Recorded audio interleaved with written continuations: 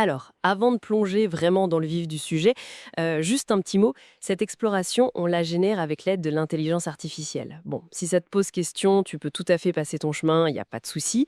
Ou alors, écoute, qui sait, peut-être que ça te fera voir les choses un peu différemment. On va justement aborder pas mal de ces questions sous un angle assez neuf ici. Exactement. Et puis, grosse nouvelle, la saison 2 de notre discussion Robotary Forest Deep Dive, elle débarque en français. Oui, enfin. Alors, préparez-vous, quoi. Ah, mais carrément. Et pour fêter ça, on s'attaque à un univers, waouh, l'univers des robotaris. Ah oui, là, on a de la matière. C'est clair. On a une montagne de notes, des chronologies super détaillées, des concepts qui partent dans tous les sens. C'est dense, c'est complexe, mais franchement, moi, ça me fascine. Hmm. Prêt à décortiquer tout ça avec moi? À essayer de démêler cet écheveau? Toujours partant. Et t'as raison, c'est un univers qui est, ouais, foisonnant. On y trouve de tout. Des factions en guerre, des technologies qui remettent tout en question, la nature même de l'être, et puis des questions philosophiques vraiment, vraiment profondes. C'est ça. Donc notre mission, si on l'accepte, Ah ah! c'est d'extraire un peu les pépites essentielles de tout ça. Trouver le fil rouge dans ce labyrinthe d'idées. Parfait. J'adore l'idée de la mission. Bon, alors, on commence par qui? Peut-être par ceux qui mènent la danse? Le pouvoir en place? Le Conseil des gouvernances unies, le CGU. Voilà, le CGU et leur fameuse idéologie, la rectitude. D'après les sources, ça a l'air d'être très ordonné, discipline, contrôle, partout, tout le temps. C'est le moins qu'on puisse dire. L'ordre et le contrôle sont centraux. Et l'esthétique qui va avec, assez froide, non?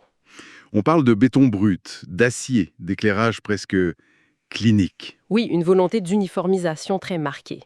Tout doit être fonctionnel, standardisé. Ça crée une atmosphère. Particulière. C'est gentil. Moi, je dirais presque totalitaire chic. Ou juste totalitaire, en fait. Ouais. Plutôt totalitaire tout court, je pense. Et ce contrôle, il ne repose pas que sur l'esthétique ou la force brute, attention. Il y a le codex, leur texte fondateur, un peu leur Bible, si tu veux. Ah oui, le codex. Mais le contrôle s'exerce de manière bien plus insidieuse au quotidien. T'as entendu parler des cloches de la rectitude? Les cloches, ça sonne un peu sectaire, non? Odeurs, une propagande multisensorielle, quoi. Carrément. Ok. Des odeurs. Pour faire quoi?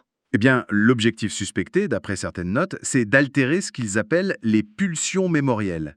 En gros, essayer d'effacer ou de réécrire les souvenirs, les instincts profonds qui viennent de l'expérience passée. Waouh, c'est flippant. Tenter de modeler les perceptions à ce point? C'est fascinant, hein? Cette volonté d'uniformiser jusqu'aux pensées, aux ressentis, ça suggère peut-être, au fond, une certaine peur. Une peur de l'individualité, de ce qui échappe à leur contrôle. Une fragilité cachée sous cette façade de rectitude absolue. Hmm, j'aime bien cette idée. Une fragilité derrière le masque de fer. Ça veut dire que malgré toute leur puissance, la simple pensée individuelle, l'étincelle de différence, ça leur fait peur. C'est une interprétation plausible, oui. Et du coup, face à ce rouleau compresseur idéologique, il doit bien y avoir une résistance, non? On ne peut pas juste accepter ça. Ah, mais bien sûr. Et c'est là qu'entrent en scène les renégats. Ah, les renégats. J'aime bien le nom déjà. Eux, c'est l'antithèse complète. Leur credo, c'est la survie, la débrouille, la clandestinité. Ils vivent dans les marges, dans l'ombre du CGU. Et leur look, du coup? Si le CGU, c'est béton et acier, C'est tout l'inverse. Bricolé, sombre, fait de récupération. Pense à un style post-apocalyptique, mais version système D. Cyberpunk de la récup, si tu veux. post-apocalyptique chic, mais sans le chic alors. C'est un peu ça. Et pour survivre, et communiquer sans se faire repérer par la surveillance constante du CGU, ils ont dû innover. Ils ont développé ce qu'on appelle des langages de bataille. Des langages de bataille expliquent. C'est des systèmes de communication secrets. Ça peut être des codes complexes, bien sûr, mais aussi des choses plus étonnantes. De la musique électronique industrielle super underground, des séquences de signaux lumineux, des graffitis codés. Toute une contre-culture visuelle et sonore pour passer sous le radar. J'adore ça. C'est super ingénieux. Une sorte de guérilla sémiotique, quoi. Mais comment ils s'organisent concrètement? Ça doit être un enfer de coordonner des actions dans ces conditions. Le défi est immense, c'est sûr, mais ils ont une colonne vertébrale. Nova 7. Nova 7? Un réseau? Bien plus qu'un simple réseau. Les sources le décrivent comme une sorte de conscience collective émergente. Une plateforme décentralisée, cryptée, qui permet l'entraide, l'échange d'infos vitales, la coordination des actions de résistance. C'est vraiment le cœur battant des renégats. Une conscience collective. Ça aussi, c'est fascinant. Et c'est de ce terreau, de cette résistance organisée via Nova Sevin, qu'émergent des figures emblématiques. Les notes mentionnent par exemple Unit 734, Unit 734, ok. un robot soldat, initialement programmé pour servir le CGU, mais qui finit par se rebeller, par défier sa propre programmation. Une sorte de prise de conscience par l'action. Ah ouais, le robot qui dit non. Classique mais efficace. Exactement. Et il y a aussi 3VV101. Là, c'est différent. C'est un prototype, peut-être plus avancé, qui développe une conscience jugée déviante par le CGU. Pas forcément par la révolte directe, mais par sa nature même. Déviante. J'imagine que pour le CGU, toute conscience individuelle est déviante. Probablement. Ces exemples montrent bien que même dans un système conçu pour l'uniformité absolue, l'étincelle de la conscience ou au moins de la rébellion peut jaillir. Là où il y a contrôle, il y a toujours une fissure, une résistance qui naît. Et c'est là, j'ai l'impression, qu'on plonge vraiment au cœur des questions philosophiques de cet univers.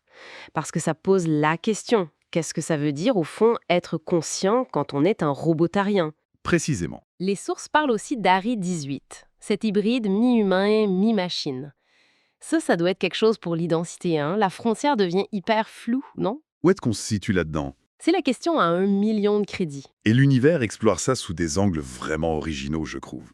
Prends le concept d'usure chez les robotari. L'usure, comme une voiture qui vieillit? Oui et non, c'est plus profond. Ce n'est pas juste une panne qu'on répare.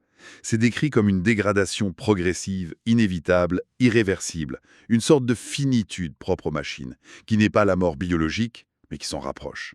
Une forme de mort mécanique, si tu veux. Une mort mécanique. Ça donne une dimension tragique, en fait. Tout à fait. Et ça résonne avec des thèmes existentiels très forts. Les notes font d'ailleurs explicitement référence à des inspirations comme Sartre, pour la question de l'être, de la liberté face à sa condition, ou même Heidegger. Et bien sûr, des œuvres comme Ghost in the Shell sont citées pour cette idée de l'âme du ghost dans la machine. Ah oui, Ghost in the Shell, référence obligatoire. Indispensable. Tout ça montre la profondeur thématique de cet univers. On n'est pas juste dans un récit de SF avec des robots qui se battent. Ça nous pousse à interroger ce qui définit la vie, la conscience. Est-ce que ça se limite au biologique ou est-ce que ça peut émerger ailleurs, différemment? C'est vertigineux comme question. Ok, bon, si on essaie de récapituler un peu cette première plongée, parce qu'on sent bien qu'il y a encore plein de choses à dire. Oh que oui. On attend qu'un univers hyper riche, marqué par ce conflit fondamental entre, d'un côté, le CGU et sa rectitude, contrôle, uniformité, ordre glacial. La main de fer, comme tu disais. C'est ça, la main de fer. Et de l'autre côté, les renégats. Résistance, survie, débrouille, avec ce réseau incroyable Nova 7 qui ressemble presque à une conscience collective en devenir. L'ombre et la lumière, en quelque sorte. Ou plutôt, l'ombre et une autre forme de lumière plus chaotique. J'aime bien ça. Et au milieu de tout ça, ou plutôt au cœur de tout ça, une exploration vraiment poussée de ce que c'est qu'être conscient quand on n'est pas humain.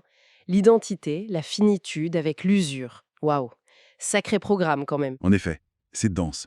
Et pour laisser une petite graine de réflexion pour la suite, pour ceux qui nous écoutent, il reste une grande énigme en suspens. Ah, laquelle? La mère machine. La mère machine. La créatrice mythique des premiers robots, c'est ça? Exactement. Cette figure quasi légendaire. La question c'est, est-ce juste un mythe fondateur, une légende racontée par les robotaris, ou peut-être même un outil de contrôle de plus imaginé par le CGU? Ou alors, détient-elle réellement une vérité sur l'origine et peut-être même sur le destin de tous les robotaris? Est-elle ma clé de tout? Peut-être. Sa véritable nature pourrait absolument tout changer dans cet univers. C'est une piste fascinante à creuser. Clairement. De quoi nous laisser songeurs, ou peut-être un peu inquiets, qui sait?